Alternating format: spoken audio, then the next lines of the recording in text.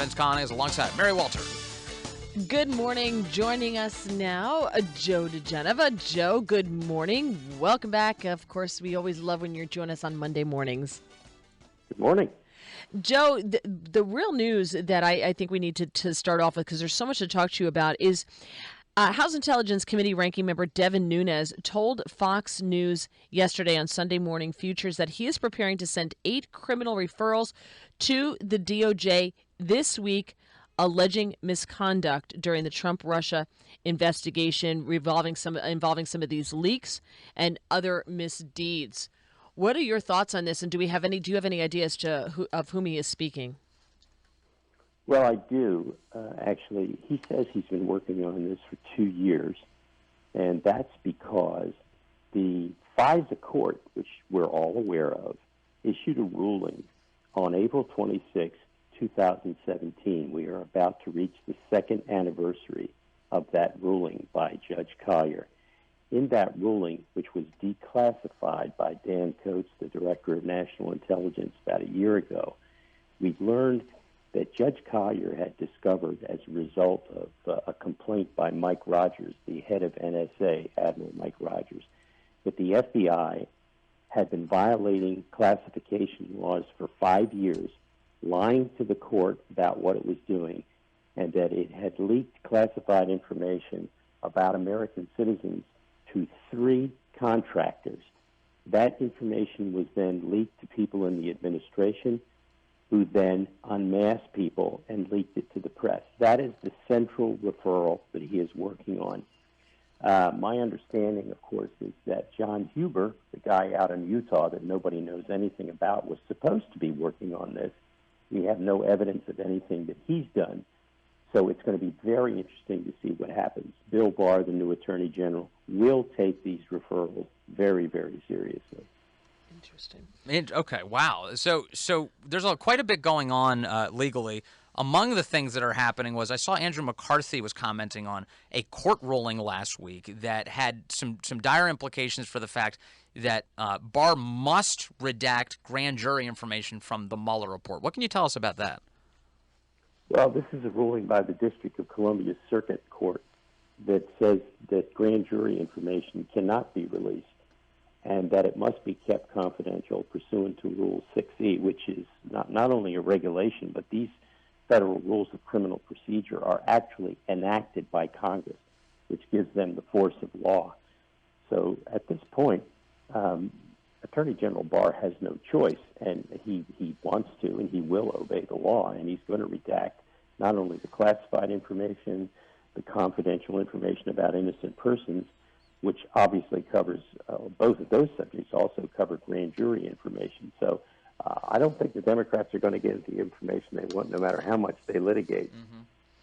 And Jerry Nadler on CBS's Face the Nation said something that I thought was so interesting. It was kind of a throwaway line. He said that should his committee receive the full report, Nadler said, quote, "Certainly some of it would not leak publicly." Some of it would not leak publicly. He's basically he came out and said, "Yeah, there's other stuff we might leak." Well, Mr. Nadler is an example of how horrible the legislative process has become in the House since the Democrats took over. They don't even care whether or not they sound logical. They're just maniacs, and they are abusing the congressional process. By the way, they do not have unfettered power in this area to investigate. Now, there are cases from the 1950s which are very, very apt here, involving contempt of Congress citations against people who refused to testify before certain committees during the Red Scare. And there's a lot of language about Congress is not unfettered. It's certainly entitled to do legislative oversight, but it cannot become abusive and it cannot violate people's constitutional rights. And that's where Nadler and the House Ways and Means Committee and Elijah Cummings and the Oversight Committee are headed. They are headed toward abusive processes, and federal courts are not going to stand for it. Right. So when you mentioned the House Ways and Means Committee, the big thing this week is that their chairman, Richard Neal, has already formally requested now President Trump's tax returns dating back to 2013. The White House has indicated that lawyers are going to put up a fight on this, and maybe it'll almost certainly be headed to court. Can you give us a sense of what can Congress actually do when it comes to the president's or anybody else's tax returns?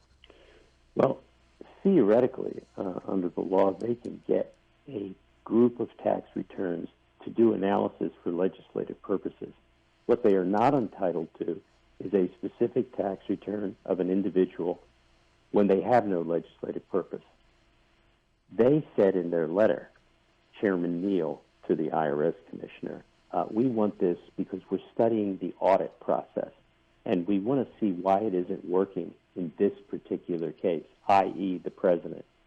They're not going to get the tax return. No court is going to give them the tax returns under these circumstances. Not only that, the IRS commissioner is not going to give it to them because he works for Steve Mnuchin, who's the Secretary of the Treasury, who has indicated they're not going to get the tax return. They're going to have to sue for it, and they're going to lose because this is an abusive, vindictive request for a tax return. They are not studying the audit process. They are trying to harass the President of the United States. They're never going to get his tax return. So that's a really important detail that people need to remember what Joe just said, which is the legislative purpose. They need an actual legislative purpose to get these tax returns. And unless they want to say out loud, our legislative purpose is we want to figure out a way to impeach the president, then they don't really have a legislative purpose, do they, Joe? That legislative purpose, by the way, impeachment, is not even valid. Unless there's an ongoing criminal investigation, which the tax returns relate to, which would throw up another roadblock to them getting this. They can't get this tax return. The purpose, there are privacy statutes in the Internal Revenue Code which make individual tax returns completely private. This separate statute, which allows Congress to look at tax returns, is only for a valid legislative purpose. They do not have one here, and that's why they're never going to get the tax returns unless the president voluntarily gives it to them. Right. And very quickly, Joe, in 30 seconds, the president has said that he will not release them while he's under audit. Has he painted himself into a bit of a corner if now he's no longer under audit? He can, they can ask where are the returns now? He can be just like a Democrat and say, no, I changed my mind. You're not getting them even though the audit's over. He just play like a Democrat. Well, just change the rules. Well, hopefully that is something that we will see happen, because I would love to see the president stand strong on this and not release his tax returns. I don't like the idea of anyone pawing through anyone's personal business. Joe diGenova, legal analyst, former U.S. Attorney to the District of Columbia. We look forward to you every Monday morning with your analysis. Thank you so much. You bet.